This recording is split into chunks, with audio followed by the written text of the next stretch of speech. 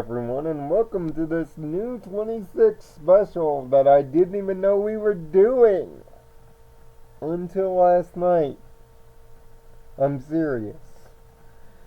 And welcome to the end of the final hiatus. Next week starts the beginning of the final 13 episodes of this series. So, yeah, the next couple of months are going to be emotional, to say the least. And much like at the beginning of season 9, where we were given an Equestria Girls special to lead us into the following week, we were also given an Equestria Girls special to lead us into the second half as well. Sunset's Backstage Pass.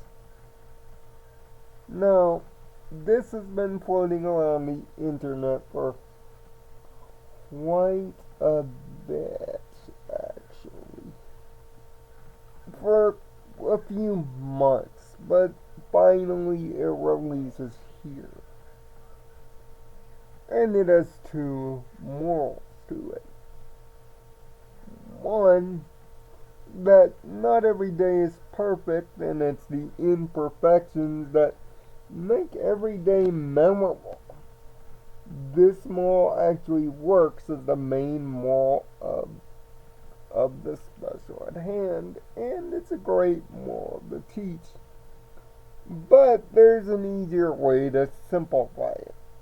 Every day's an adventure, and don't be afraid to make mistakes. Sometimes it's those mistakes that make memorable days. You might do something wrong, or Murphy's Law might kick in, and everything might go wrong. But you'll end up remembering it for how silly it was that every day did go wrong. Or maybe everything went right, or pseudo sideways. Great memorable days are remembered in the silly stuff, the things you don't expect to happen or even wanted to. It's learning from those mistakes that is also important. But also on top of that, living with them too, which can be super tough to do, depending on the gravity of the mistake, that is. The other moral has to do with having the ability to change, and assuming that there are some people that can't. All of us can. Some of us struggle at it, but all of us can. It's the idea that we can all redeem ourselves in some way. This is the more controversial of the two morals, because in this world, there have been truly irredeemable people. So this moral kind of flies in the face of history. And this is what comes up in terms of our fandom whenever we see villains redeemed so easily in this universe. Sure, it's a kids show, let me preface that. And kids shows desire or want happy endings. But yeah, there are truly irredeemable people. But it's the ideology that everyone has the ability to change themselves from bad to good that keeps the idealism alive. That you can find good value in formerly bad people. It's an idyllic moral, to say the least. So, the special bases itself around time travel. More specifically, living the same day over and over and over again. I.e., Bill Murray's Groundhog Day, which will be the obvious thing brought up that you'll hear in every other review, but let me throw my unique hat in the ring. There is a Pacific episode of Code Lyoko that follows this itinerary. The episode A Great Day. That would be episode 28, season 2, episode 3, if you're looking for it on Code Lyoko official. Yes, all the episodes have a YouTube channel. I just shouted it out. With this, the same day is done over and over and over again for evil purposes, which is Sunset's initial thought, that it's evil afoot. But it turns out at the Star Swirl Music Festival, think South by Southwest or Coachella, more modern music festivals. The gang are out for 2 days of fun and music. And the reunion of one of Sunset and Pinkie Pie's favorite bands, Post Crush. But everything that can go wrong will go wrong, as Pinkie gets sidetracked all over the place, leading to them ultimately getting kicked out right before the performance. But as the days reset and Sunset is the only one that remembers, by the way, that she's lived this day, many different events and scenarios play out as is usual with this cliche. Doing the exact opposite, Sunset getting rid of Pinkie to not be annoyed and enjoy the performance alone, upon other things. But during one of these loops, we run back into the Dazzlings. That's right, after nearly 6 years since Rainbow Rocks, they're back in something. There's a song called Feel the Magic, which is done with a lot of pre-condensed auto-tune and everything to hide the loss of their magical voices. They do okay, but Adagio really rather not. Meanwhile, Sonata's trying to put tacos in toasters.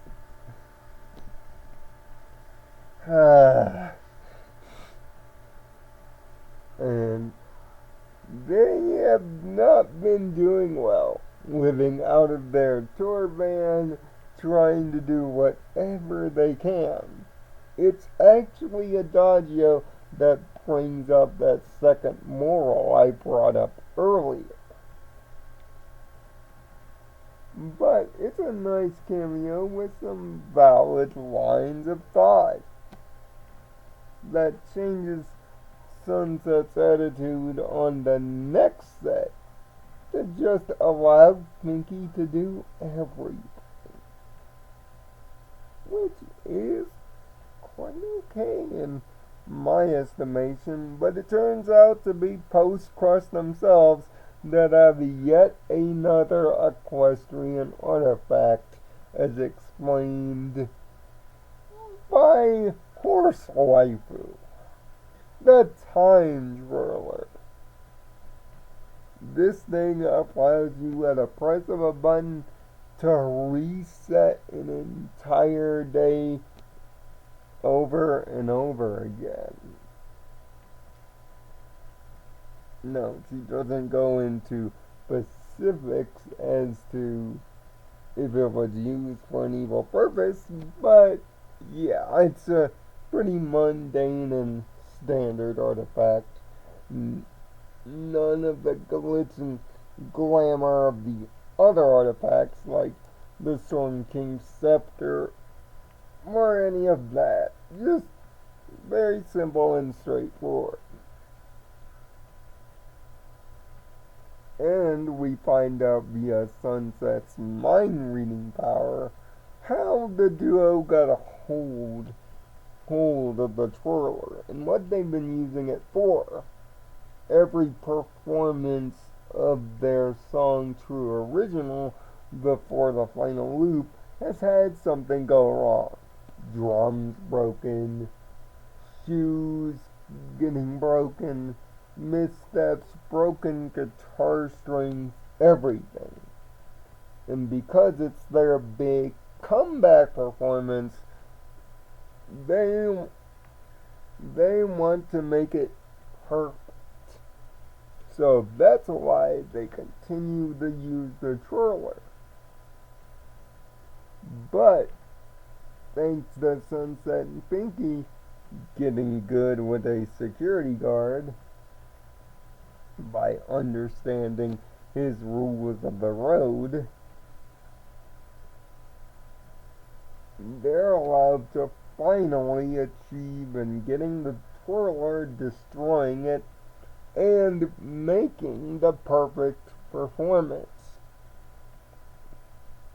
Now, the plotline is pretty simple, straightforward, and yes, you could say cliche. It falls into a bunch of this Groundhog Day cliche thing. The biggest thing that fans and yes, even I had trouble with is Pinky's attitude during the first loop. If Pinky weren't so distracted and actually paid attention to Sunset somewhat, well, this could have been prevented, except for the twirl stuff. But it's mainly Pinky's fault that everything tends to go wrong, except for the last couple of loops where it truly is Sunset's fault. And you can tell as the loops continue, Sunset goes from surprised, shocked, and worried to, at one point, straight cynical, pointing out events before they happen to people before they happen to them, and being totally cynical about it, to angry, to frustrated, and ultimately, yes, in one of the loops, even taking the Rain Boom's van and trying to leave to see if that would solve the loop. This is akin to Sunset's personality. If you've been watching the shorts, you would know she gets frustrated if things don't tend to go her way after a certain number of attempts. See the short where Sunset is being a video game streamer and getting owned by Fluttershy. You'll see this frustration come right back up there. So, it is a known character trait. Pinky is, of course, being Pinky. And it's actually Sideswipe that introduces the idea of a loop. And it's in the third loop that she actually accompanies to see it play through.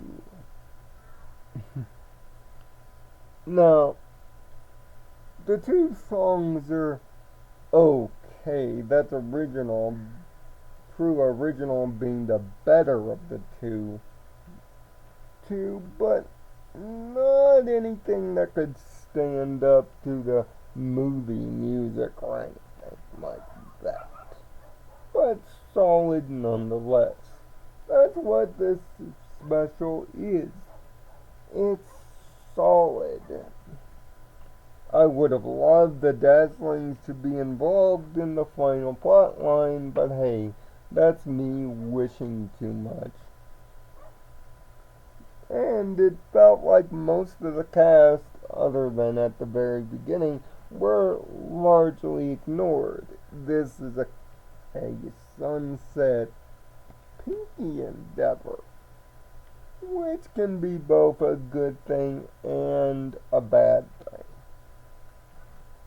The different attitude swings can lead people to wonder what's going on, and the fact that we don't find out that it's post-crush until the end is actually a good thing, using the Dazzlings as a red herring and automatically assuming it's them when it's not.